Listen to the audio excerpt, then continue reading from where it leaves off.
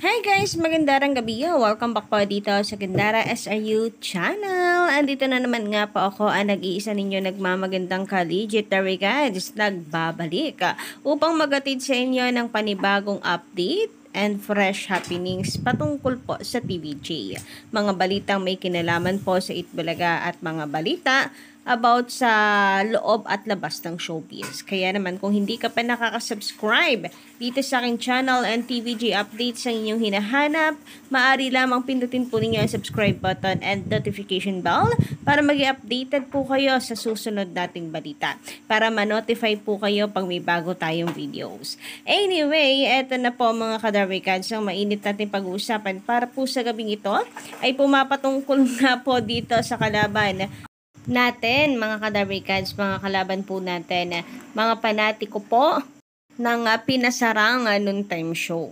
So, for sure, uusok na naman po ang ilong ng mga ito sapagkat mayroon pong ibinalik ang TVJ dito sa Itbulaga. Alam naman natin, masyadong G na G ang mga yan sa TVJ, kaya for sure, hindi po nila ito palalagpasin. So, ano nga ba itong ibinalik po ng TVJ? Pag-usapan nga po natin yan mga kadarikads. Kung mapapansin nga po ninyo kanina sa Itbulaga, no, lalo na po sa mga nakatutok, mapa-online man po o television, bumalik na po ang numbers dito sa studio. So, unti-unti binabalik po ng TVJ ang dating Itbulaga. At saksi po tayo dyan mga kadarikads kung papaano po nag-improve ang EB from their day 1 dyan po sa TV5. We all know naman kung paano po sila nag-back to zero, no? And nakakatawa lang po tingnan ka-legendary and for sure ganun din po ang mga host dyan ay masayang masaya na unti-unti nilang nakikita ang mga dati na po nilang nakasanayan. Baka nga po sa susunod yan, may mga balloons na rin po dito sa studio audience, and then baka sa susunod yan, malaking studio na po ang ating masaksihan, and claiming for that, kadarikads, no? Na magkaroon po ng bagong studio ang TVJ na kung saan ay makaka-accommodate po ng mas maraming studio audience dahil napakarami po nang gustong pumasok at manood po ng live pero hindi po maaari. Kinakailangan po talaga na makipag-unahan sa schedule. So, eto na nga po mga kadarikads dahil dito paniguradong uusok na naman pong ilong ng panatiko po ng pinasarang tahanan. Sapagkat for sure, ikiklaim na naman po nila at sasabihin na nagaya-gaya po ang TVJ. Nakita niyo naman kung ano po ang naging reaksyon nila dito sa van ng Itbulaga kung saan may bago nga po itong print ng latest photo ng TVJ with the legit Darikads dito sa TV5. Ayon sa kanila, walang originality ang TVJ. And pinipilit na kinopya daw po ng Itbulaga ang pavan ng G sa Gedli, na kung saan nakasakay nga po sa van si Yorme, pati po si Buboy Villar. So, yun yung kanilang naging reaction. Van pa lamang po yan ha, pero G na po sila. And, nayanig agad yung mundo nila na akala mo, aping-api po sila na kinopya daw ng Itbulaga ang van. Hindi po nila alam, noon pa man ay may van na ang Itbulaga. And, eto nga po yun mga kadarikads, no? Paano po nila nasabi? Yan po yung nasa taas sa picture. So, paano po nila nasabing kinopya po ng TVJ sa G sa Gedli? Gayong sila po ang nangopya. Ito po ang patunay na kung saan 2014 pa lamang may van na pong ginagamit ang TVJ and si Marian pa po ang nagdadrive. So, in short, sila po ang nanggaya.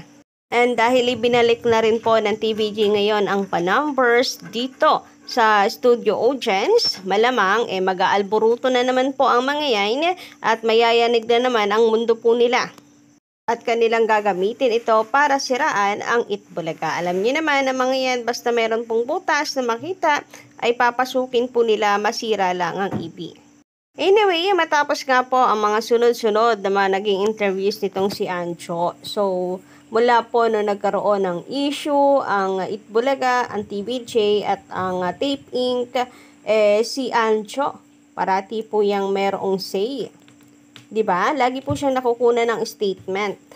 Ang tumatatak po tuloy ngayon sa mga netizens, ang TVJ ay malaki ang galit ng TVJ kay Anjo. Dahil na rin sa sinasabi nito na hindi na siya umaasa na makakabalik pa ng Itbulaga. Tapos, ayun nga, yung minsan po niyang sinabi sa interview na kung saan ang may-ari talaga ng Itbulaga ay ang Tape Inc. Tapos biglang cambio nang nanalo ang TVJ na happy siya na nanalo ang TVJ. Gayunpaman, nagulat po ang mga Dabaricans kanina na binati po ni JDL si Anjo sa Itbulaga.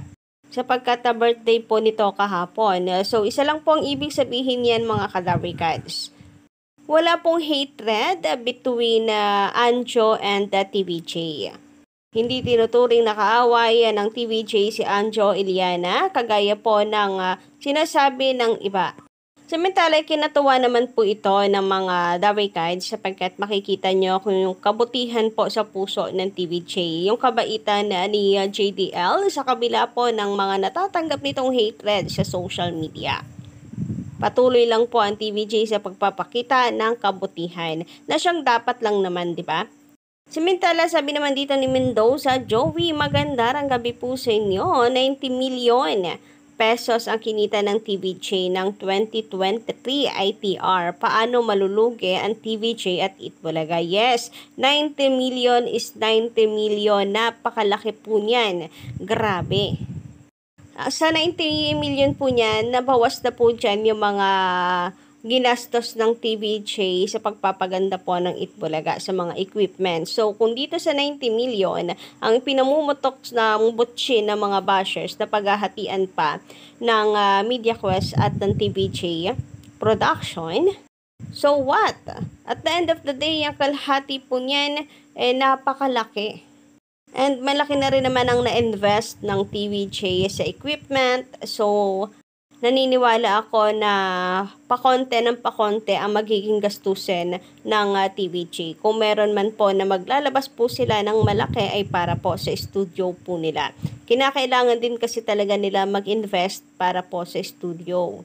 Batid po kasi ng mga Dabaricans natin or obserbasyon nila na hindi makagalaw ng maayos ang TVJ, like makapaglabas ng magagandang segments kagaya ng Bulagaan Olympics, yung Boom, paborito ko yun guys, isa po yun sa napakagandang segment ng TVJ, yung Boom, dahil sa napakaliit na kanilang studio. Sabi nga po ng mga Dabaricans natin, kahit nga nasa 300 to 400 lang yung seating capacity ng live audience, basta malawak po yung kanilang stage, goods na daw po sila doon. Samantala, sabi naman dito ni Marites Castilla, hindi nyo maloloko ang taong bayan dahil ang Itbulaga ay mahal ng taong bayan at maraming sumusuporta. Samantalang ang ratings, hindi reliable at pwedeng dayain. At ang online naman, kaya mataas ang views dahil umaga pa lang ay may ipon ng views. Pero kung ako po ang tatanungin guys, hindi lang po patungkol ito sa viewers market. May market strategy po, tawag dito market target ang mga advertisers. For example, yung mag-i-endorso ka ng electric fan tapos nandun ka sa napakaraming ang tao pero lahat ng yun the aircon na. So, mababaliwala lamang din yung inyong binebenta, di ba? So, naniniwala ako na ang viewers po kasi ng TVJ ay talagang nakasuporta po sa sponsors ng Itbulaga. Kaya naman, talagang hindi po binibitawan ito ng mga advertisers.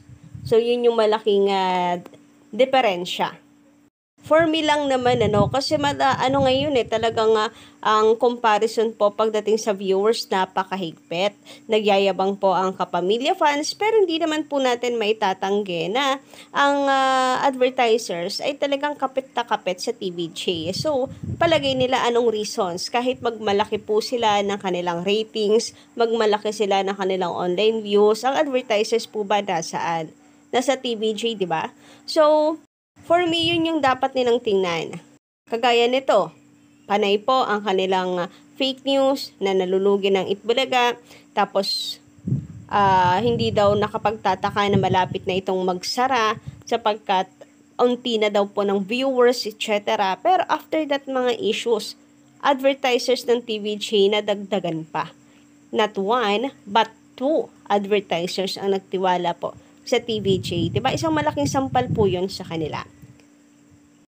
Anyway, agad dito lang po muna ang aking update guys. Don't forget to click the subscribe button and notification bell for more updates.